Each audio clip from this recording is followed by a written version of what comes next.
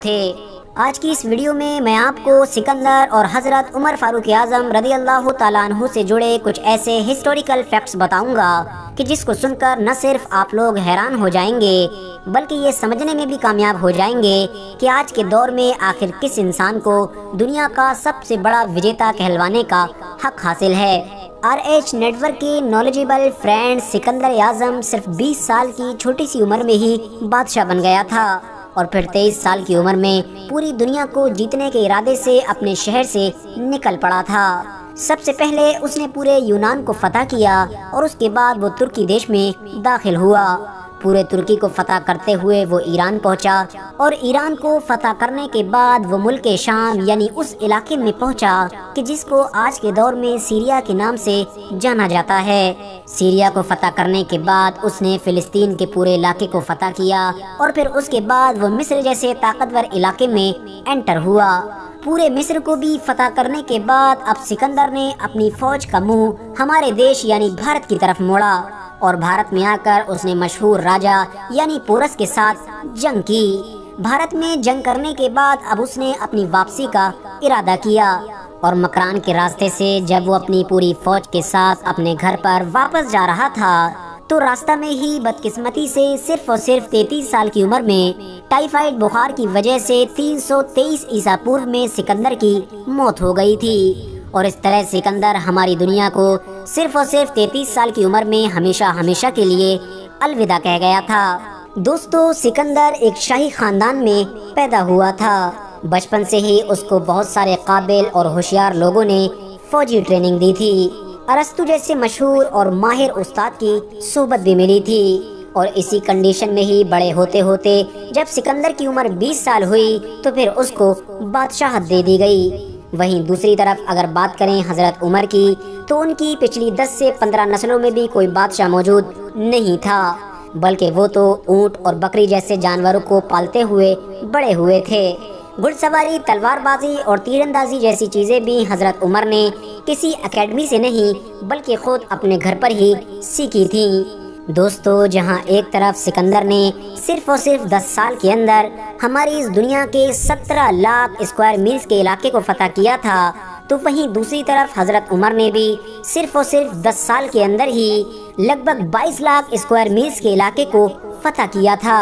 یعنی دوستو، حضرت عمر اور سکندر کا وقت تو ایک ہی ہے لیکن اگر بات کریں ان کی طرف سے جیتے ہوئے علاقوں کے بارے میں تو اس کے معاملے میں حضرت عمر سکندر سے کہیں آگے ہیں۔ ساتھ ہی ساتھ آپ کو یہ بھی بتاتے چلیں کہ جہاں ایک طرف سکندر نے یہ پورا علاقہ ایک ایسی آرمی کی مدد سے جیتا تھا کہ جو آرمی بہت خطرناک اور ٹریننگ پائی ہوئی تھی تو وہیں دوسری طرف حضرت عمر نے یہ علاقہ ایک ایسی فوج کی مدد سے جیتا تھا کہ جس فوج کو کبھی بھی ٹریننگ نہیں دی گئی تھی بلکہ یہ تو عرب کی ایک ایسی عام فوج تھی کہ جس میں عرب کے بچے، جوان، بوڑھے، کمزور، طاقتور ہر طرح کے لوگ شامل ہوا کرتے تھے۔ اور حیرانی کی بات یہ ہے کہ حضرت عمر نے ان سارے علاقوں کو فتح کرنے کے لیے جن فوجوں سے مقابلہ کیا تھا ان میں اس دور کی 2 بڑی سپر پاور یعنی ایران اور بیزنٹائن سلطنت بھی موجود تھی۔ دوستو، سکندر نے ہماری اس دنیا پر ایک بہت بڑی سلطنت تو قائم کر دی تھی لیکن وہ ایک ایسا سسٹم اور نظام نہیں بنا پایا تھا کہ جس کی وجہ سے اس کی یہ سلطنت ہمیشہ قائم رہ سکے۔ یہی وجہ تھی کہ سکندر کی موت کے فوراً بعد اس کی یہ سلطنت ٹوٹنا شروع ہو گئی تھی اور کچھ سالوں کے اندر ہی ہمیشہ کے لیے ختم ہو گئی تھی۔ صرف سکندر ہی نہیں بلکہ اس کے علاوہ بھی ہماری دنیا میں اور بھی بہت سارے ایسے وجیتا گزرے ہیں کہ جنہوں نے ہماری دنیا کے ایک بڑے علاقے کو فتح تو کیا لیکن ایک اچھا سسٹم نہ ہونے کی وجہ سے وہ اپنی اس سلطنت کو باقی نہ رکھ سکے۔ سکندر کے ساتھ ساتھ اس لسٹ میں چنگیز خان کا نام بھی شامل ہے کیونکہ ہم سبھی جانتے ہیں کہ چنگیز خان نے بھی دنیا کا ایک بڑا علاقہ فتح کر لیا تھا لیکن اس کے پاس بھی کوئی ایسا سسٹم موجود نہیں تھا کہ جس کی وجہ سے وہ اپنی سلطنت کو مضبوط کر سکے اور یہی وجہ تھی کہ اس کی موت کے کچھ سالوں کے بعد دھیرے اس کی سلطنت بھی ختم ہونا شروع ہو گئی تھی۔ لیکن اگر بات کریں اس کے الٹ یعنی حضرت عمر کی تو انہوں نے نہ صرف ایک بڑی سلطنت قائم کی تھی بلکہ پوری دنیا کو ایک ایسا نظام یعنی سسٹم بھی دیا تھا کہ جس کے بلبوتے پر سلطنت کو لمبے وقت تک कायम रखा जा सके। और उनके बनाए हुए सिस्टम यानी निज़ाम का ही नतीजा था कि उनके दौर में मुसलमानों ने जिन इलाकों को फ़तह किया था